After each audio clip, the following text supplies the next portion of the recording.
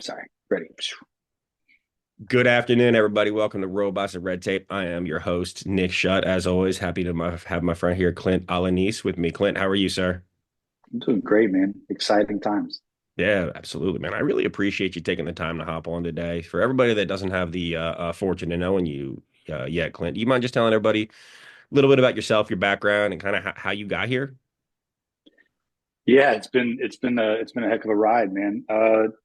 So originally from South Texas, kind of grew up all over the place in Texas and otherwise. Um, Went to a military school for college just because I didn't know any better. They tricked me into it. I wanted something tough because I was looking for that next thing. And Hmm. they got me there. Joined the Marine Corps. I went on a Marine Corps ROTC scholarship, so that's what put me through college. Joined the Marine Corps afterwards, and then man, I've had a heck of a journey. I've been an infantryman, a grunt, as we say. I've been a special operations officer. I've been a diplomat. I've been a liaison to a bunch of different countries. Lived overseas 5 years with my family, 5 out of 20. Um, just had a really, I mean, it's been a blessed life for sure, but it's been an adventure every step of the way. Yeah, man, I really appreciate that. And how did you go from a Marine grunt to the co-founder of a AI company? Yeah, yeah, I guess brute strength and ignorance. No, that's the fallback. No, it was an interesting journey, man. I mean, to be fair, like I exited the Marine Corps on a high note. I left I was a commanding officer of the unit out in Okinawa, Fifth Anglico, amazing group of guys and girls, just great time. And it was the right move for the family to settle down, and that's what we did. We moved back to Texas and settled in. But the Marine Corps doesn't necessarily prepare you for what's next, and nor is it supposed to. Like I don't feel bad about that. It's just kind of the way business is done. Hmm. Um, but I left the Marine Corps with not a real clear idea of what I wanted to do. I had a lot of ideas, not tested, so concepts, I guess. And then I wandered out into the world and started having a bunch of calls and a bunch of meetings. And there were really a lot of nice people at a lot of different places that were willing to sit down with me and try to help me out. And I had some interviews, and you can only go to so many different little hiring fairs, or sit down in an interview at a big box firm, and like get shown like, hey, these are this could be your cubicle someday, and it's like, oh my god, I can't do this. This is not. I can't get there, right? Um, and I ended up kind of chancing on an opportunity down here in San Antonio where there's a company that kind of is somewhere in the middle of between private equity and venture capital, and they purchase. They do what all those companies do. They buy companies that are proving themselves, and then they kind of restaff them, and they kick them out into the world to scale rapidly. And then if they can maximize profit, they will. And I was applying for an operations position with them, and I didn't get it. Obviously, here I am. But I walked into this space, and the interesting thing about these people is they bring everybody into their building here in San Antonio. So that company could be located anywhere in the world, but if they buy it, they ship it here, right? Hmm. And so I walked into this building in downtown San Antonio, and I mean, almost from the jump, just the energy was just like poured out of these rooms, right? There's like these rooms that are collaborative spaces, I guess they call them, Hmm. right? Like there's not a bunch of cubicles, there's not a bunch of walls. It's like a lot of whiteboards, a lot of people kind of screaming and yelling at each other and frantically trying to figure stuff out. And I had a couple of really good interviews. I mean, it was a really informative process. Ultimately, like I didn't have enough experience to cross the final hurdle with the owners of the big company. Um, but man, I walked away from there and I was like, that's awesome. Like Yeah. that reminds me of like my team time as a Marsoc guy. That reminds me of what I got into this all for, is that camaraderie, that like, man, we got to figure some stuff out, right? And so the we kind of had kind of on the side. I had some conversations going with some friends that were putting some stuff together, and there was some opportunities. And then all of a sudden, it just kind of fell in our lap. And I mean, I guess that's. I wish I could say it was like awesome skill and amazing, like whatever, but no, it was just luck and like good fortune and friends. And yeah, it was really good. It was a great. I mean, it ended up being a good transition. It was terrifying there for a minute, but good. Hmm. Absolutely, man. And so you and your friends started Smack Technologies, correct? That's right. So And three of us, three founders. Yeah. What is it? What do you know? What is your organization's mission and kind of what do you guys do? What problems are you trying to solve? It's a great question. Um, so I guess why. Like I guess I'll answer this first, and then I'll kind of get into that. Why for like Clint? What is Clint's reason for being involved in this? And the reality is just fear. I mean, and that's probably not the best motivator most of the time. Mhm. It's been a motivator for many years for me, but I had the opportunity over all these various deployments and living abroad and the rest of it. You get exposed to things like great power competition. You get exposed to like some of the real strategic and operational level complexity of the world. And when I exited, I thought I could put all that behind me. I desperately wanted to put all that behind me. Let me get away from this defense nonsense. Mhm. Um, and fear has brought me back, and that fear is that we are ill prepared in some ways to answer the requirements that are out there, either today or in the future. And at a very personal level, like I have two teenage boys, and at a very personal level, I can think of nothing scarier than them getting drugged on an island hopping campaign across the Pacific or slugging it out in the trenches of Europe because we failed to adequately prepare and to put together, as a nation, to put together a solution that would have gotten us around all of that. And so, God willing, we don't even see war. That would be way better. Mhm. But if we find ourselves in that position, and we're falling back on things we learned in the 40s or 50s, like man, we've misstepped wildly. And so, from my perspective, the company's been brought together to try to bring AI/ML, so cutting edge technology, against what is inherently an ancient way of doing business, which is how do you fight a war? Mhm. And ultimately, the way we talk about it is how do you help commanders make decisions? So we're not making the decisions for them per se, but how do we advise them better? How does the system advise them better on these wildly complex situations that they're trying to deal with? And that's across the board, whether you're down in the muddy end, fighting it out, or if you're all the way up sitting in, a base somewhere thousands of miles away from the war zone, or even in DC. That complexity doesn't change, or it changes, but it doesn't go away. It Mhm. doesn't get easier to handle. In fact, it's probably harder. So that's really what we focus on: is how do we help the war fighters today and tomorrow to win, and to win as quickly as possible. Man, that's amazing. It's an amazing mission. Thank you. Thank you for going and doing something about it. A lot of people pay lip service to things like this, but you've actually served and then you're continuing to serve by going out and trying to address some of these gaps and make sure that we're not reliant on, 70, 80, 80, 70 to 80-year-old methodologies and, I'm not going to say technologies all the time, but methodologies for sure.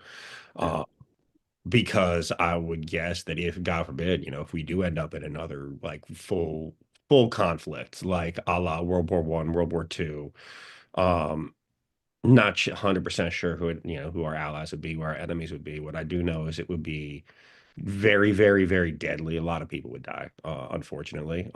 And in addition to that, I think that not only will, I think that the Vectors would obviously be the preeminent force in the world, and if we're ill prepared, you know, we would be ill prepared. That's never good. You never the older methodologies, older tactics, older strategies against new cutting edge stuff generally turns out pretty poorly for for the folks that are behind. In my experience, anyway, from as a military history fan. Um, Yeah, man. I mean, the guy that rolled out to war with a stick when the other guy had a stone. I mean, it was like, wow, I'm not right. I mean, there's a mhm, reason why. There's a reason why we have invested so aggressively in technology. We as a nation have invested so aggressively in technology over the years. Um, and I mean, it's the concept's right, but sometimes we can get led astray or we can get complacent, and that's not the place we want to be. Yeah, no, I mean, I think a lot about like navies is something similar, right? Like, if you go to war, you need a new army, right? Like you can train the folks that you have and train new ones and new methodologies. But like you go to war with the Navy that you built 10 years ago, right? Because it Yeah. takes that long to build ships. And I would assume like you start looking at technology and technology infrastructure, it may not be that long, but it doesn't happen overnight, and the other side is going to continue to innovate as well. And if they have a head start, like that's just a recipe for disaster. Well, and honestly, what you're touching on is kind of why we jumped into the AI ML world because software versus hardware is kind of what you're touching on to a degree, right? And what you see, I think, happening across the defense industrial base right now, in America at least, is that there's a real dichotomy between those that are trying to kind of apply those old school ways of doing business. We're gonna iterate on this over years and years, and we're gonna get to the next best version of the thing. And so you get like 4 or 5 versions into a platform, and it's like really, really good, but it took you 15, 20 years to get there, right? I think that at the same time, on the other end of it, you have people like us and people like some of non-traditional companies that are coming into it and saying, no, no, no, we got to apply modern techniques. And a lot of those are software techniques, but modern commercial techniques, iterate rapidly, throw things away when they're failing, see success when it's happening, because we don't have time. We don't have Right. time for all that. Hmm. And I mean, and as a startup, you don't have time to iterate, with the government or with anybody, a customer, other than like how fast can I turn this thing to get the right solution to the right people at the right time. And so that is laser focused on why we jumped into this space, because it's just, one, it's something we can affect change on, but two is like that old way of doing business. You have to do it in some areas. You have to do it with boats, ships. Maybe he's going to kill me. You have to do it with planes and big platforms, but you still got to iterate at this speed of innovation, or else you're just never going to get there. Yeah, no, and I mean, you look at like, I spent a lot of time looking at some of like the open source footage coming out of Ukraine and what's been going on there for the last, I think 3 years now, 2 or 3 years now, 3 years, I think. But it I don't know. It like the trench part of it reminds me of World War I, but then there's all these drones, and I mean, at the moment, well, until space, but like it's still talk about space, but air superiority is the ultimate high ground right now. Is how we fight. Like, we don't have like starships and satellites that are weapons, as far as I know. But we have, if you're able to, and if you're able to control the airspace with frankly drones instead of fighter jets, right? Which are way cheaper, right? You can make a lot more of them a lot faster. Like that fundamentally changes how you need to engage in warfare, and you need a whole new defense mechanism against them in ways that you don't frankly need with helicopters or jets, right? And so you look at like that as an example of how technology is still continuing to change how we fight wars, right? Yeah, and I would add a nuanced perspective, or an additional nuanced perspective to what you just said, which isn't inaccurate. But if you think about it in terms, I mean, to a large degree, at least the way I would characterize the drone warfare that's happening, that we kind of are watching real time on the news in Ukraine, is that, I mean, that is largely an information operation, which I'm not one necessarily for always pushing information as a way of warfare, but I will say that, like, if you think about the number of casualties relative to the drones that are employed, there are high casualty counts on all sides, right? And the drones are definitely having an impact. But what's more terrifying, or what is more impactful in some ways, is the information space, that because these things are happening, you start to get in people's heads, right? And so now, am I comfortable moving out of the trench? Am I comfortable running down the road? Am I comfortable getting in the car? Do I Mhm. have to keep the top of the tank closed, which probably you should anyway, but do I have to Right. keep it closed even though it's really hot in here and I don't want to? Like, all of those things end up being kind of a increasingly detrimental impact on anybody. And so I think you're seeing that combined with what you're talking about, which is ultimately this integration of autonomous systems of various sizes that they have an outsized impact, on the battle space or on the battlefield. I mean, nobody, we are way less risk adverse with autonomous systems than we are with manned systems. And when that's the case, you can kind of take more risk, but the reward is sometimes higher. So I mean, yeah, it's an interesting thing to watch happen in Mhm. Europe right now. And there's a lot of conversations, at least internally amongst us, is how much of that is reflective of a future high intensity conflict, like you were talking about before, and how much of that is maybe very specific to the time and place that we find ourselves right now, which is probably kind of in between two worlds, Mhm. between a traditional way of fighting wars and and maybe what the next way looks like, which is a lot of autonomous systems and a different level of violence. Yeah, no, and I think, and I also think, I appreciate that's fascinating, but I think that when you start transitioning worlds, like you said, right? I mean, the conflict that I always think of is World War One specifically, right? Where you have, like 1914, you have French soldiers going off to war wearing the same uniforms that Napoleon was wearing, literally the same uniforms that Napoleon was Yeah, wearing, right? And you get these incredible pictures out there of, a French cavalryman with like right out of the 1800s, 1700s, that it has the, like a French cuirassier with the breastplate and the lance and the red pants and blue jacket and then a gas mask. And it's just like, man, what? But yeah, like, and like like World War One, I find it fascinating because first, most people have no idea the outsized impact it's had on today's society in a way. But second, it is that transition period, right?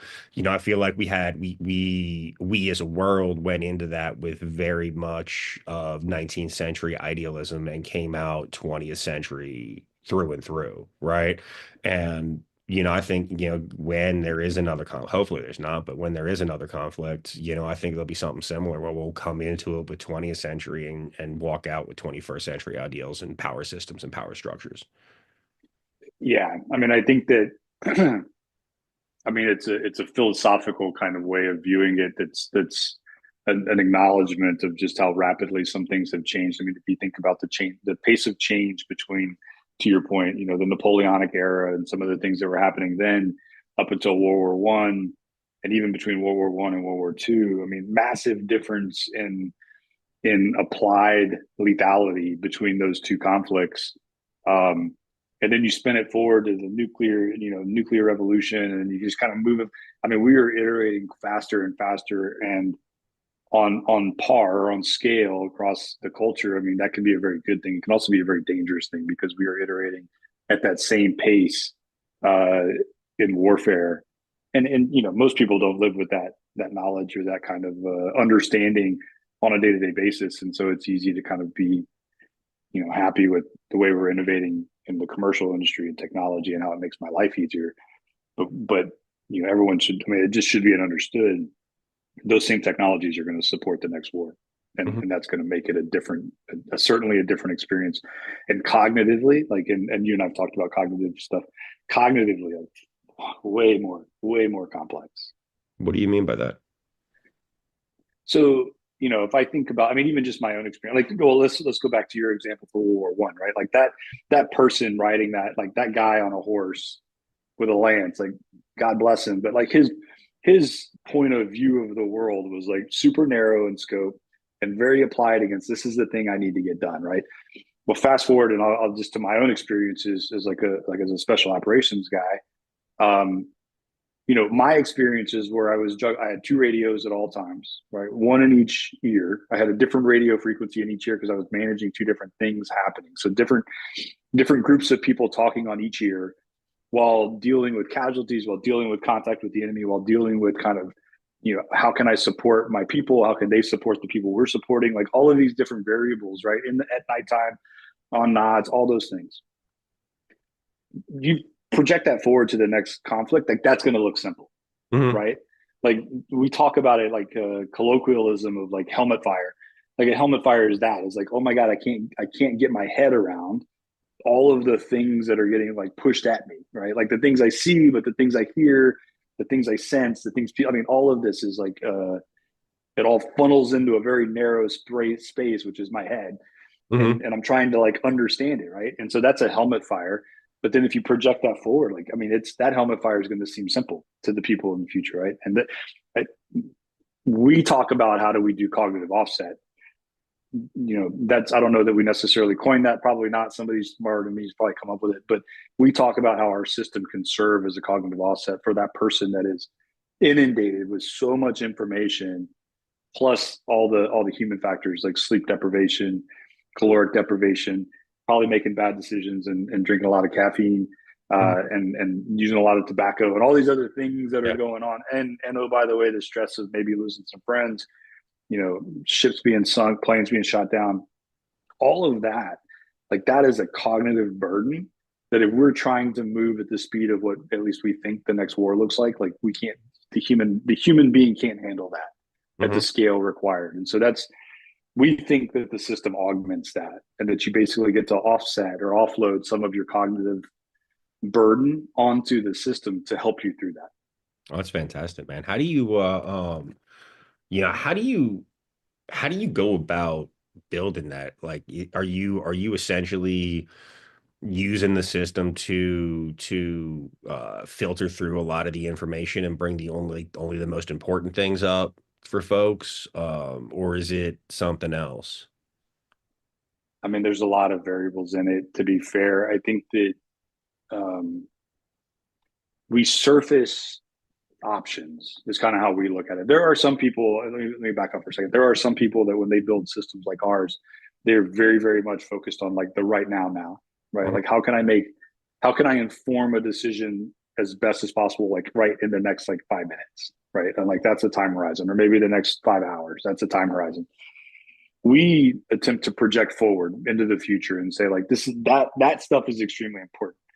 But if you don't have the larger context of how this all gets orchestrated over the next day, two Mhm. days, 3 days, 4 days, whatever it may be, like you may lose the bubble, right? And Mhm. so you have to, we surface optionality as like, hey, in the military we would call them courses of action, Mhm. COAs, right? And so if I'm a decision maker, you're gonna give me COAs, and those COAs may be the most efficient COA, the most effective COA, the least risk to force. Like, I mean, the user can kind of pick what kind of courses of action they want. The system will surface those, and then because we've applied kind of a predictive analytics over time, as we're actually in execution, the system will evaluate whether we are on plan or off plan. Mhm. Right? We projected over the next 2 days or 24 hours or whatever that this is where we should be. When in fact we're not there, the system looks at it and it goes, okay, are we on plan or off plan? If we're off plan, why are we off plan? Maybe we had wild success and like, okay, well, now we have all these new opportunities. We need to take advantage of those. Or maybe the wheels have come off, right? And we're like, we're close to catastrophic failure, in which case it's going to identify like, hey, these are alternative ways that you can address the fact that you have more risk now than what you thought you had. And so that's kind of like, so when you say like how do you surface important information, that's the important information that we surface is on the front end, looking forward, what would you like to do, and this is what we predict will happen. And then in execution, hey, you're good, boss, keep driving forward, or not good, better figure out a way to deviate. Mhm. No, that's fascinating, man. And so you guys are, and how do you integrate some of these systems with what we currently have? Because you look at the military now, right? And all the different branches, but also, also you look at the intel community, because they Mm-hmm. support a lot of this. I think like none of those systems really talk to each other, right? Like the Army system is internal to the Army. It doesn't really talk to the Navy, which doesn't talk to the Air Force, which doesn't talk to, any of the intel agencies. And, from what I understand, if you're an intel analyst and, you're sitting in a facility somewhere and you're in a skiff somewhere, some windowless room, and you need to verify information, you have a different computer for each system. How do you deploy something like this when it's that complex? I think I would say two things about that. I think one is that I think that to their credit, I think the Department of Defense has realized exactly what you're stressing right now, which is like, hey, this we can't fight like this. We can't fight siloed, right? Where Hmm. every group of people that specialize in something live in their own little silo, and then it's expected to all go up to the top, and somebody's going to be conflicted up there, but we don't know Hmm. who. Today, the way that that happens, just as a quick aside, the way that that happens today is we would call it like the battle rhythm, which is basically all of the meetings that take place to bring these siloed people together so that they can talk to each other verbally, make eye contact, figure it out, and then go on like so they can get information and go back to what they're doing. As you would imagine, that's a very analog process, very time consuming, people intensive process. So that's the DoD has realized like we can't do this. This is not feasible. So they are increasingly adopting a system of systems approach. We want industry. They want industry to bring systems that can then be integrated kind of on scale across these other systems. Hmm. So that's one way we take a look at it. The other way, um, again, maybe if I maybe somewhat rosy eyed on my part, but I think that you would be surprised at how much industry wants to work with each other to solve the problems because it is hard problems or they are Hmm. hard problems, right? So there's very few industry leaders anymore, at least the ones that we interact with, who are like, I want to, we would say own the stack. I want to own the stack by myself. It's like, no, no, no. Most people today have acknowledged like that's not a realistic approach to this next war. Hmm. I'm gonna I'm gonna focus on trying to solve these problems. I'm gonna integrate with other people. And increasingly, I think there are companies kind of like us that look at it and say, hey, the bottom dollar is critical. Bottom dollar is important, but it's not all important, right? We have to get the solution in place. And where there are judgment calls internal to the company on, solution versus internal efficiency or internal like saving money or whatever, we're gonna err on the side of solution.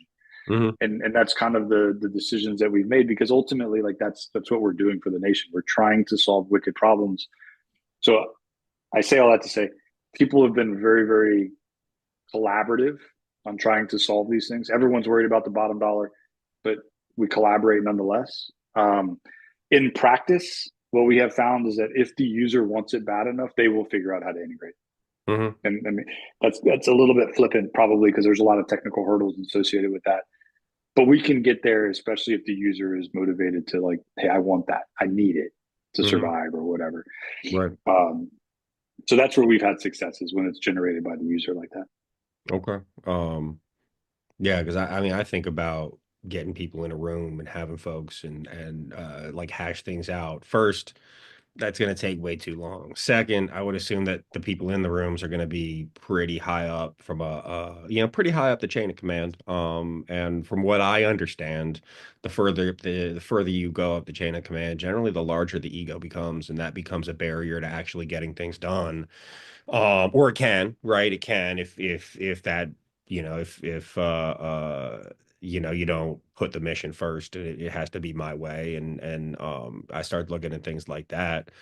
And then I think about like interoperability from a systems perspective and how, a lot of the things that you talk about, like from intelligence failures, the intelligence failures that led up to 9/11, a lot of that was because they weren't talking to each other and there was no, or there was they were very worried about their own domains and not worried about, a unified solution. And if that is that, that leads to that kind of intelligence failure when frankly we weren't at war, right? Uh, Mm. what happens when we are, and then all and now like, 3,000 lives is can, in a and this is going to sound callous, but in a full scale conflict between great powers, 3,000 casualties is like a drop in the bucket. That's nothing, or it can Yeah, be. I mean, yeah, frighteningly enough. I mean, I think that it would certainly be on the lower end of anything that I mean than an individual engagement more than likely in the future world.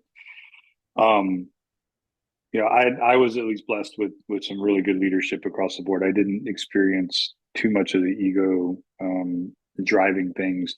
I will say that generally speaking, I think a lot of senior leaders, especially, have a um,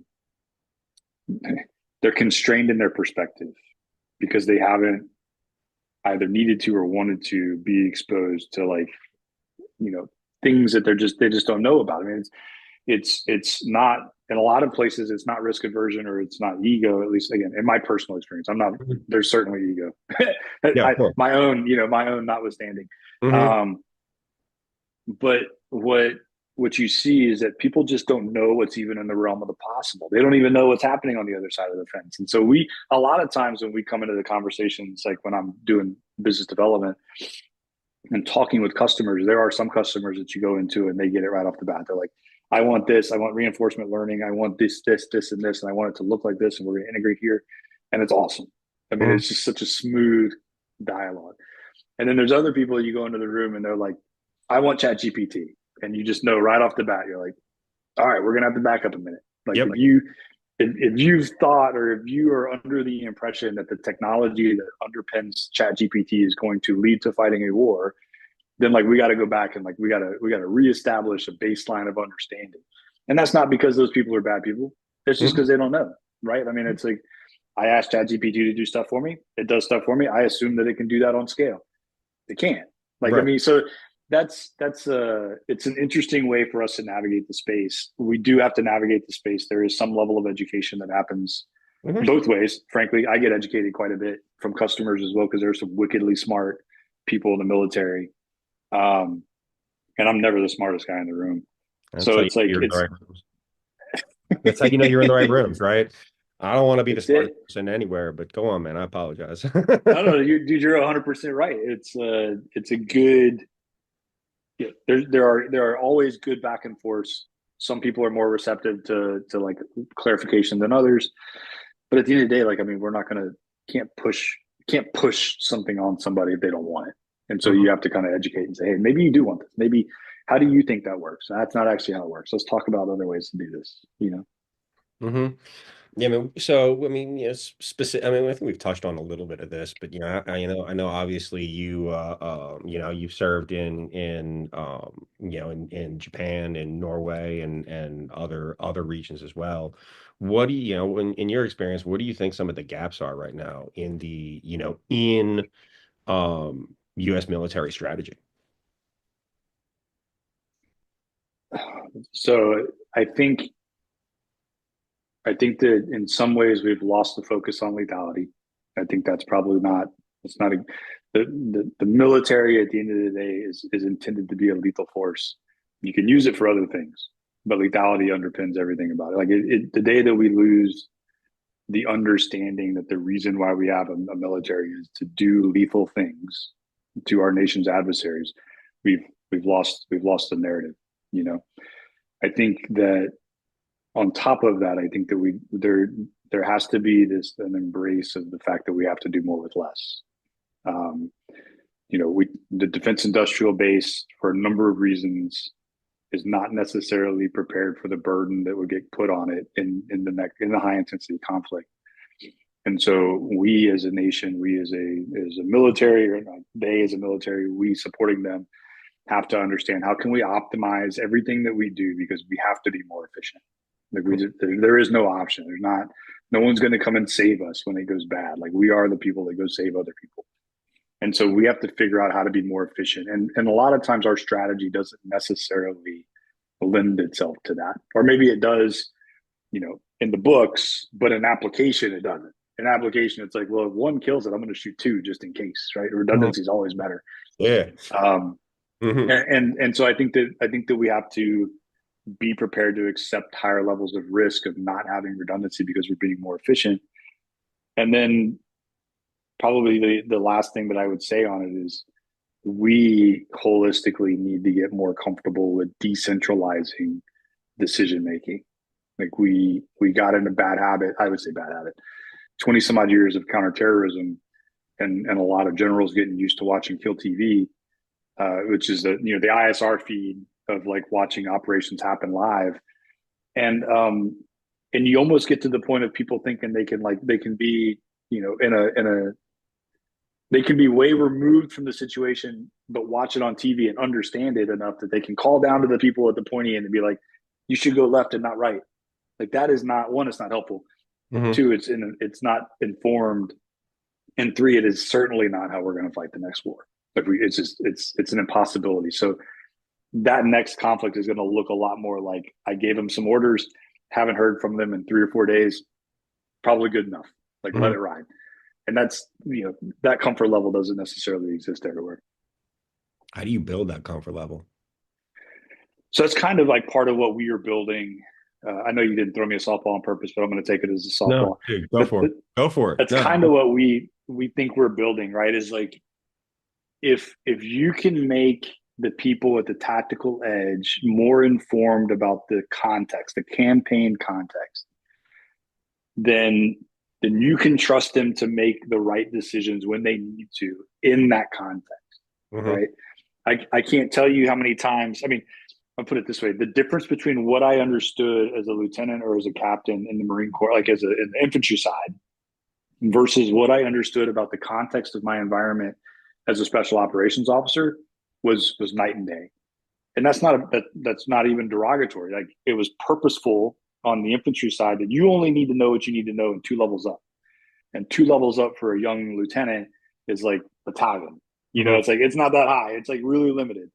Maybe I get to understand what's happening like one ridge line over or like one block over. Not I don't get the full picture. And I don't need it a lot of times. But when you go in as a special operations officer and they're putting you in these politically sensitive environments or they're putting you in these really complex, challenging spaces that are like kind of no fail, you have to have a higher level of context. You got to understand, well, why am I doing this? Like, what is the context, not only for like me and like the actions I'm taking, but for the people that I'm fighting against? Hmm. Why is that? Why do they think that way? What is we would call it sources of instability. What is the source of instability that is making them act the way that they're acting, that makes them an adversary of mine? And that doesn't really matter whether you're doing counterinsurgency operations or you're doing high intensity conflict. You always want to understand what the adversary is thinking. But again, so that the system that we are designing, we think ultimately provides that campaign context, that understanding of what's relevant, what's not relevant. Why is it relevant? Why is it not relevant? If I only have 3 missiles that are effective or 3 munitions that are effective, whatever they may be, do I shoot them at that? Hmm. Just because I can doesn't mean I should.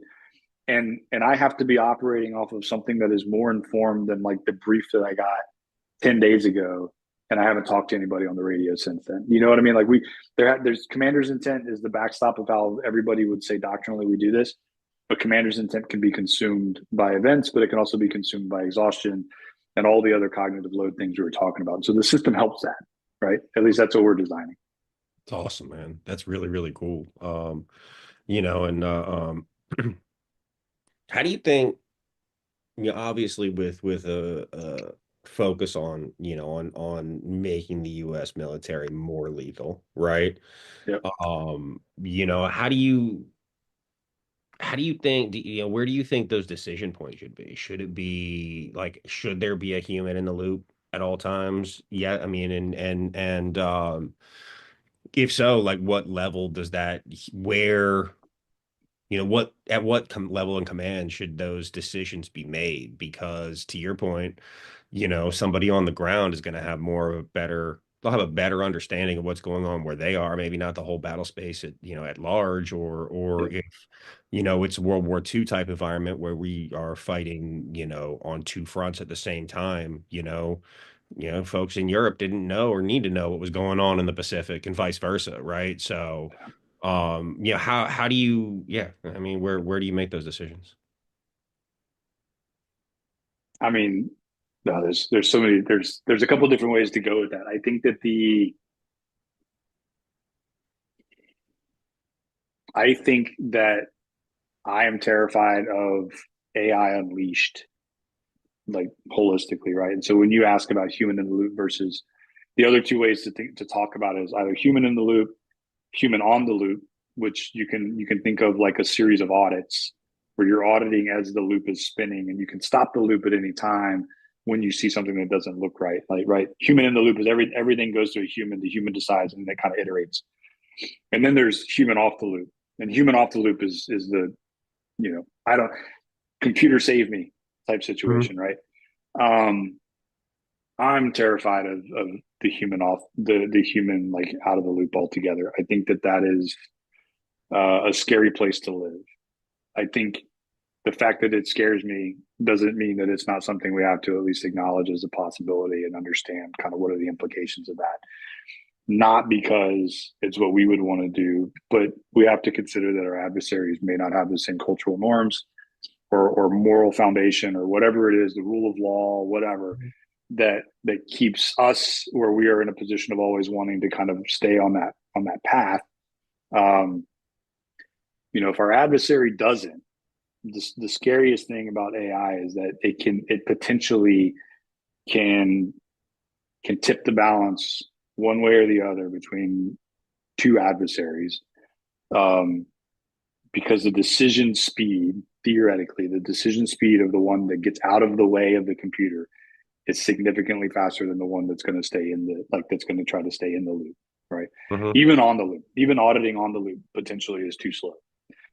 Now there's a lot of other variables that go into that, so that's a kind of broad statement. But we have to just at least acknowledge, like, hey, this is a real thing that we need to consider. And so when I think about it, at least I think about it as like a dial. Do I how loud do I want my stereo? Do I want it at one, and I'm just kind of relaxing? It's background music while I'm cooking or whatever, or my wife's cooking and I'm helping or whatever's happening.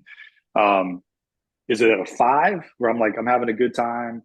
You know, we're all having a good time together. It's moving along, but it's not like out of control. Or is it like at a 10, where it's Mm-hmm. like the neighbors are going to call the cops, like the wheels are coming off, like, but we're going to burn this thing to the ground. I think about it like that. Now, I don't know that everybody would approach it the same way. I would say that the department has some really deliberate um, concepts, principles, I guess, on how they want to control it. And I wrote these down just because so I don't forget them. But at the end of the day, like they have the DoD ethical AI principles for responsible, equitable, traceable, reliable, and governable. Like that is what the DoD has said that when we do AI, like this is what it needs to look like. Um, I would boil all that down to say, do we trust it? Do we trust the AI or do we not trust the AI? And trusting the I think is a hard place to get, but you have to play with it or else you're never going to trust it, right? I mean, if you don't practice with it, if you don't see what mistakes are made, if you don't understand how the system's functioning, the worst time that we would ever figure out what that looks like is like in combat. That would Yeah. be awful. Mm-hmm. So it's kind of a roundabout way, but that's at least how I think about it. It is a scary space to live. We have to acknowledge the adversary may get there faster than we are. And I think ultimately the AI that we shape, that is like kind of whether purposefully or not, that is based on our moral code, the rule of law, our ethics, whatever, is going to be it should be a better system than somebody else's. I'm with you, and I think it's in the loop versus on the loop and out of the loop. Fascinating. I like the idea of the dial turning it up and down. So if essentially, you could have a system that has, human in the loop every time built into it, but then you can automate it more and more based on the situation, which gives you, I mean, also gives you the tactical flexibility needed in things like this, right? Yeah, And like, I mean, completely out of the loop, I can think of situations where, say, you're falling back and you want to cover, you want to cover force as it's pulling back. Having fully autonomous guns and pointing them at the, making sure they're pointing in the right direction, obviously, can save you from having to leave people behind to do that, right? So there's yeah, absolutely, I mean, and I'm sure that there's innumerable other ways, but that's an example that just came to mind. That absolutely, is, I can see that being a thing that you would want. But then I mean, shit, can the AI get access to that in the loop versus on the loop control and lock the user out? Like, I don't know. Is that, how do you build something like that so it doesn't do that, right? Or it's, because then you start playing with what if scenarios, right? yeah, man. I mean, I know that there are some technologists today that like kind of ideate about the day that we get uh, AGI, right? Like an actual superhuman system that functions. Like there are people that are excited about that day. Like we're going to get there and it's going to be roses and sunshine. Um, I tend to have a darker view on it, and think that that's probably not something that we should aim at. I think the day that we let the computers take over is probably a really bad day for us holistically. Um, but I mean, I guess people can take a different approach to it. I do know that there are places like in real time where um, we always try, we being like kind of my understanding of what the department does is they try to filter all this stuff through the rule of law of land warfare, or law of land warfare, um, ROEs, like all the normal things that we always try to do, Mhm. or that we have done in the past when humans are involved. And so there is no desire to do away with any of that in the department today, which is, good, Yeah. good thing. Yeah. No, absolutely it is. What do you think some of the fear, what are you afraid of AI, AI tools like the one you're building or others falling into the wrong hands and being used irresponsibly? Yeah, certainly. I mean, I think that we shouldn't make it too much of a myth. I mean, at the end of the day, it's a tool, right? It's a tool like anything else. And I think the more that you play with it, the more that you realize it's a tool and not, we didn't create God. Hmm. Um, and the fact that it's a tool means that people are going to use it for different purposes, and the purposes that they're going to use it for are going to be both good and bad. And that's just the nature of humans and the nature of how we impact things around us, I think. Um, so yeah, I 100% think. I mean, people are already doing bad things with it today, right? I mean, depending on how bad you want to like look at, there's people are doing bad things with it today.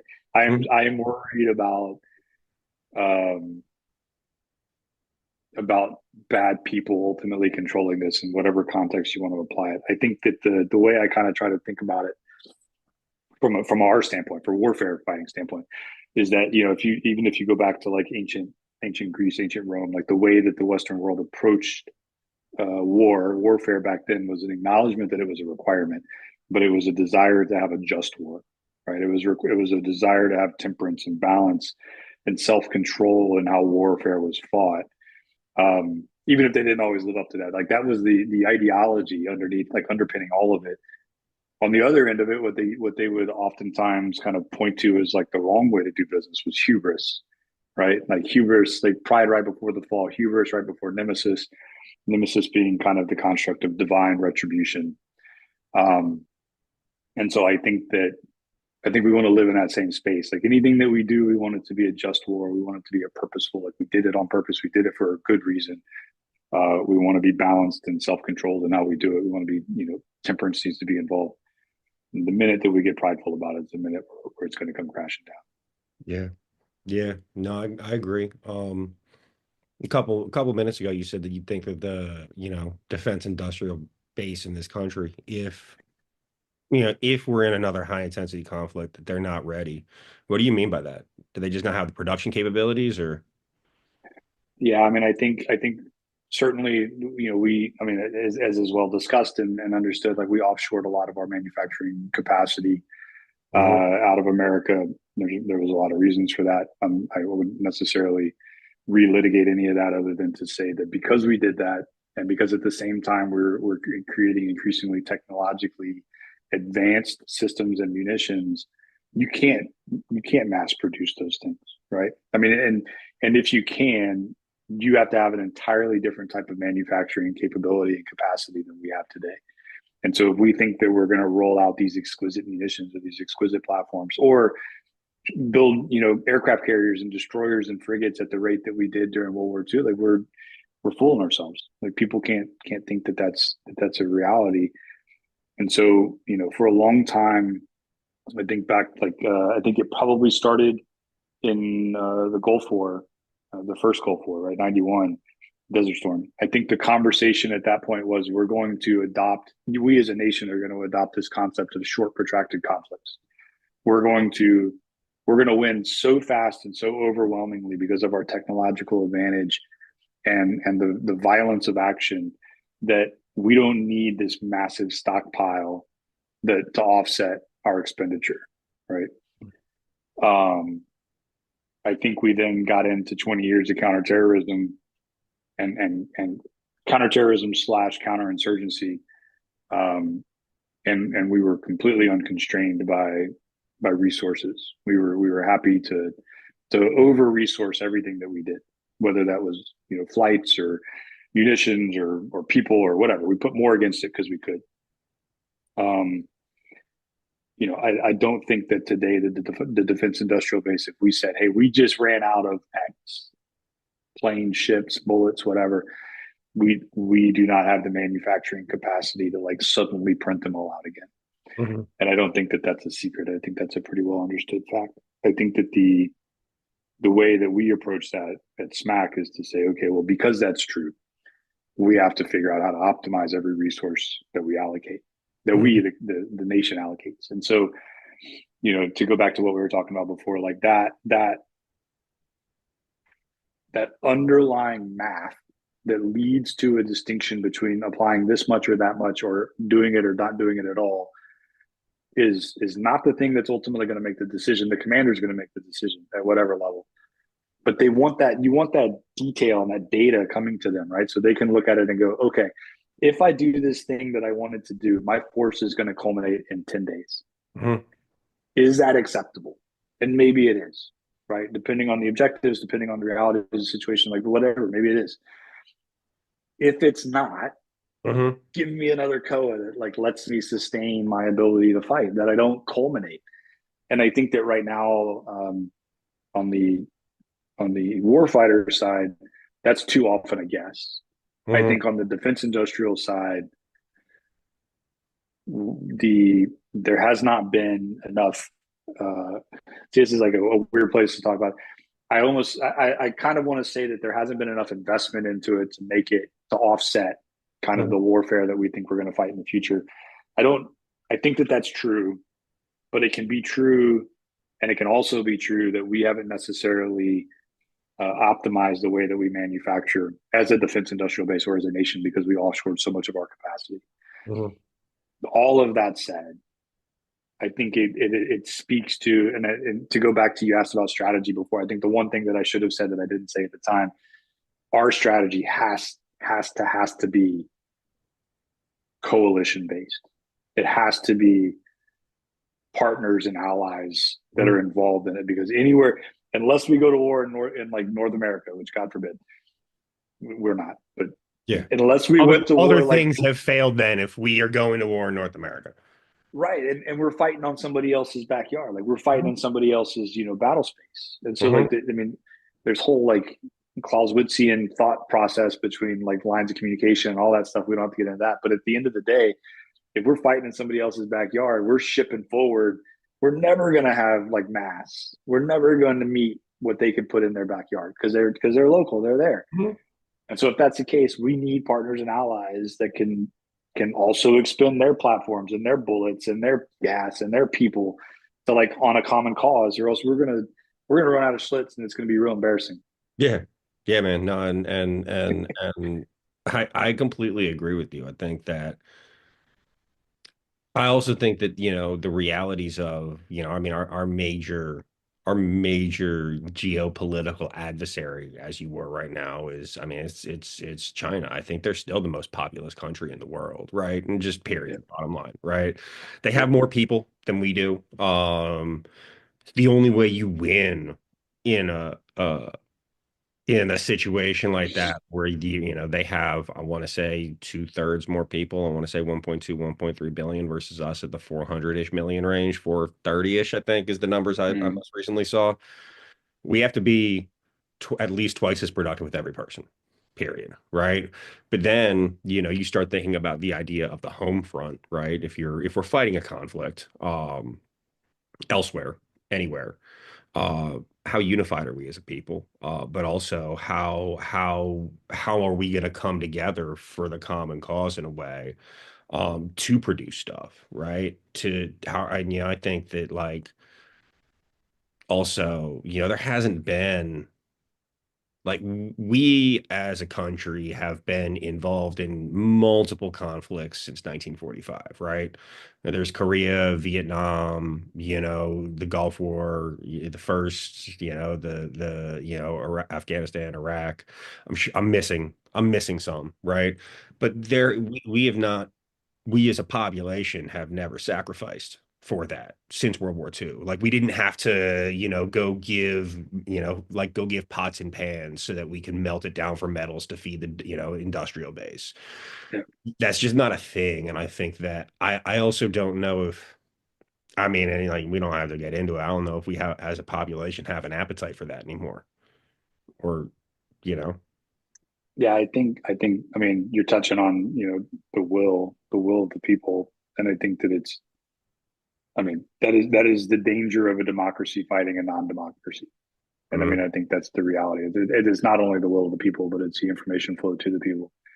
If we are an open society, and our adversaries more often than not will not be, then their ability to obfuscate from their population what is really happening, and those casualty figures, is significantly greater than ours.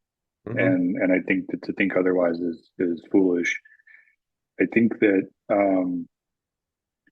as a country, I think that what probably too many people don't necessarily embrace, and I'll and I won't go too philosophical on it, but I think that what people don't necessarily embrace as frequently as they should is understanding that in order to enjoy the fact that we are the richest, most blessed country ever in like the history of the world, which we are by far, um, there will come a time when sacrifice is required, Mhm. regardless of whether we want it or not. That time will come, and the days of us putting that sacrifice like selectively internal to our culture, putting it on a certain group of people and not accepting it on the broad masses is only going to lead to increased division. Mhm. There is not a world in which we live in which some people can suffer and some people don't have to suffer, and we're all good. Like that does not happen. Mhm.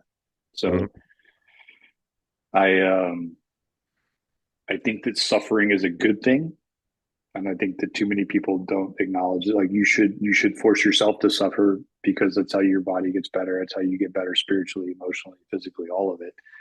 Um, and if you don't do that, then you're going to be a little bit weaker. And at the end of the day, like you want to be hard to kill. We all want to be hard to kill, Mhm. regardless of what it is. If it's heart disease or whatever, we want to be hard to kill. And you have to suffer to be harder to kill. And people just, I mean, we don't seem necessarily always to be a society that embraces that truth, I think. Yeah. I completely agree with you. I also think, without getting too philosophical, I think that we haven't had to pay a price for freedom in a really long time. Period. Like, I mean, outside of I want to say, under 2% of the country's population is in the military. And so call it under 5%. I think it peaked in World War II, 16 or 17% of the population was enlisted, right? Was involved in the military. And that's not even counting the people that were working in factories, right? The women who stepped up when men were overseas to take care to make the bombs, right? Yeah. Because that was a huge, huge piece of it. I think that we're not willing. We as a society are unwilling, seem unwilling, to sacrifice for a greater good. I think that you know there have been generations that haven't. The old adage of was it hard, strong men create good times and good times create weak men, and Yeah. then weak men create hard times. I think we're in one of the downward trending cycles of that right now. I think that folks that were born in the call it in the late 30s through late 30s on just have not late 30s through like call it like 1970 have just they lived a blessed existence. They lived in a world that was created by the sacrifices of their parents and grandparents. And I don't think that those I don't like they've never known real discomfort, right? Largely. Um Yeah. Everything's been handed to them. World's gotten easier, you know. I think many folks that have been born after 1970 have lived through a lot. Um, but I don't think that many of us are prepared really. No, and I think, I think not enough people have traveled either.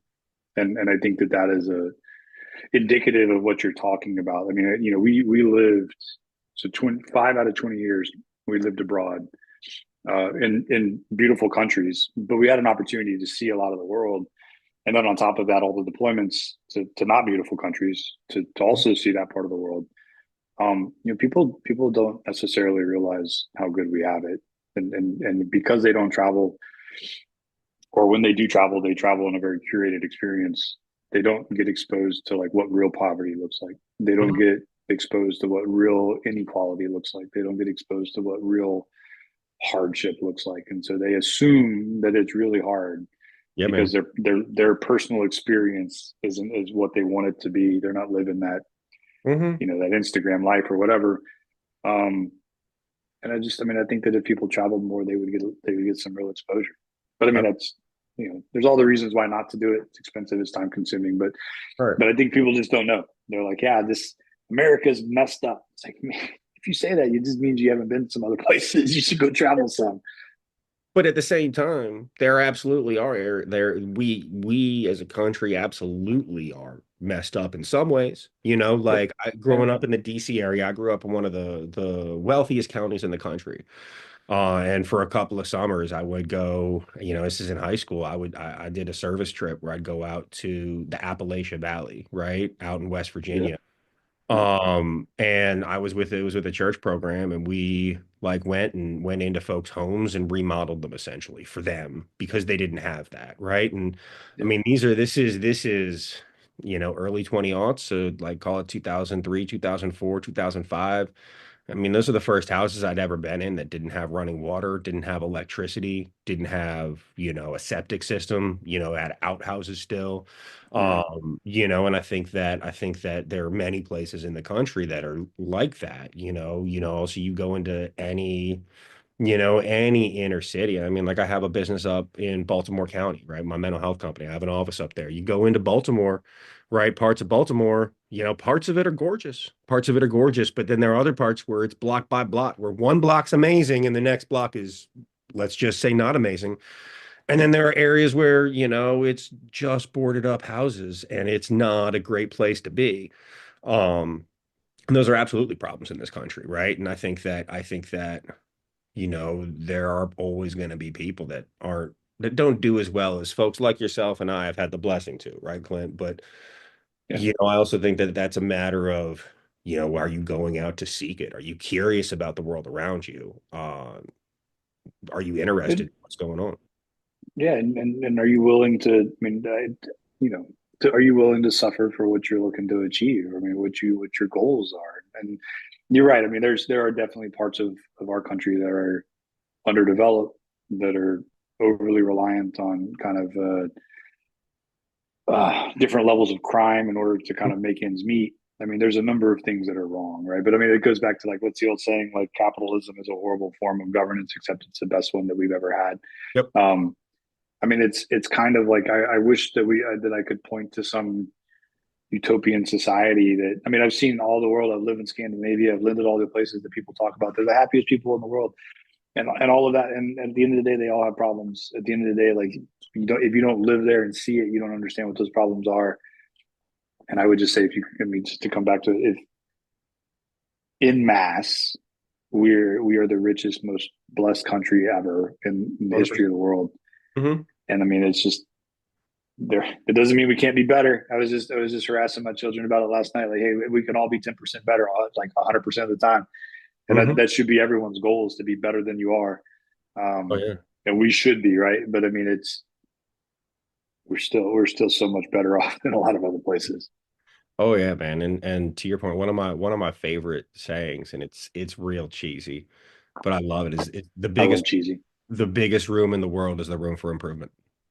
I Right? It's love it. like I love it. I'm gonna use that, man. I'm gonna use that. I'm gonna use that on my kids tonight just to see what hell yeah. happens. Hell yeah. You gotta let me know. Absolutely, man. Absolutely. Oh, it's so good. Yeah. But dude, so on a lighter note, man, just for folks in general, what was the hardest, what was the hardest part of going from a Marine to a tech entrepreneur? Uh, my pride, probably. No, I want to be in charge. No,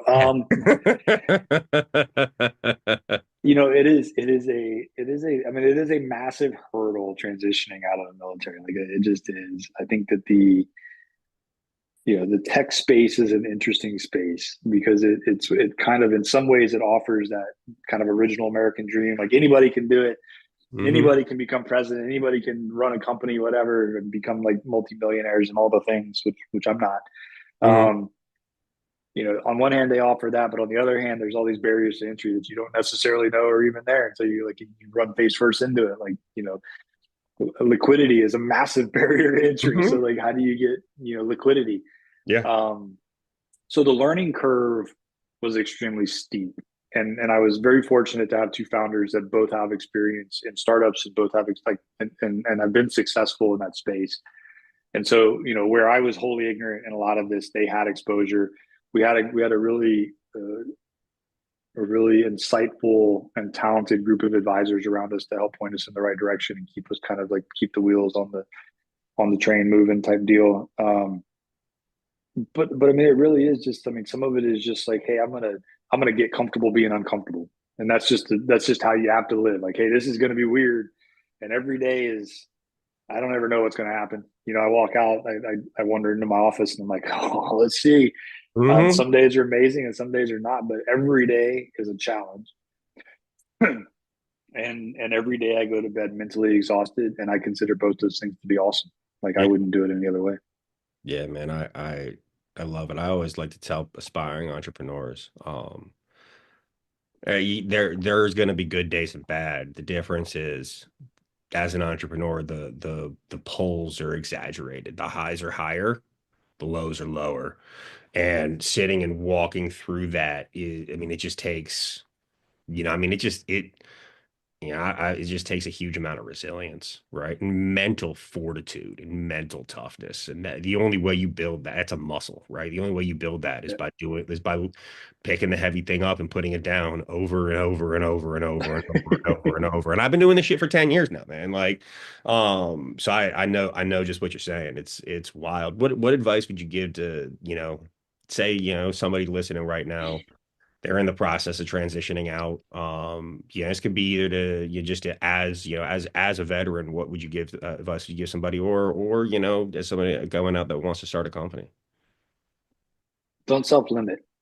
I mean, I think that's the biggest thing. I think too many of I witnessed too many people transition and do it with the idea of being comfortable and I'll go be a consultant somewhere or go just basically do what I've been doing in the military, but now do it for a bigger paycheck, in the commercial space or advising somebody trying to sell to the military. And I think I would challenge everybody that's transitioning right now. Like your service hasn't ended. We still need you. Like get back in the fight. That fight doesn't. It's no longer about BZO and putting down bad guys. It's about how do I get up and down every day to make this country better. Like that sense of service should not have left anybody whenever they exited. And today, I would say that we need that more in the tech space than anywhere else, and that's because there is a cadre of people, military professionals, leaving the service right now that have 20 years of warfare under their belt and have experiences and exposure to all the things that we've talked about and unique perspectives on all of it. Like I don't pretend to be right about anything. Um, we need them to get engaged in the next phase of what America is going to be, which is a technological giant. And in order to do that, you gotta take some risk. You gotta accept that risk. You gotta move into it. You gotta try to limit your risk as best you can. Like none of us should be taking blind risk. But we need you in the space. The tech industry needs you. We need leadership. We need understanding. We need domain expertise. We need context. Um, yeah, I mean that's what I would say. It's amazing, man. I appreciate it. As we get ready to wrap up, man, is there anything else you'd like to say? Any other points you'd like to make, Clint? Anything I should have asked, but I didn't? No, I mean, I think I want to. I mean, I will go back just because I pulled these. I have two quotes that I have in my Mhm. office, and I pulled them down just because I want to stress them because I as much as I don't want to do it in a Debbie Downer way, but like as much as I want to like talk about technology and about what we're building and all those things, like we cannot forget the fact that war is about lethality And so, like the Marine Corps, amusingly enough, the Marine Corps, as much as they like to call us crown eaters, uh, Mhm. we we actually are fairly insightful people. And so, people much smarter than me. Just the two quotes. One of them is the mission of the Marine Rifle Squad, and this applies today as much as it ever did. And the mission of the Marine Rifle Squad is to locate, close with, and destroy the enemy by fire and maneuver, or to repel the enemy's assault by fire in close combat. Like that's what our system does. Like that's what it's intended to do. We're applying that on scale, and that does not change. And if we ever get to the point of thinking that we can technology ourselves out of like war, we have bought into fool's gold. And Mhm. then the only other one that I think applies to all the stuff we talked about, um, and this is from war fighting, which is kind of the base, like the baseline doctrine for the Marine Corps. It describes war. It says war is a violent clash of interest between or among organized groups characterized by the use of military force.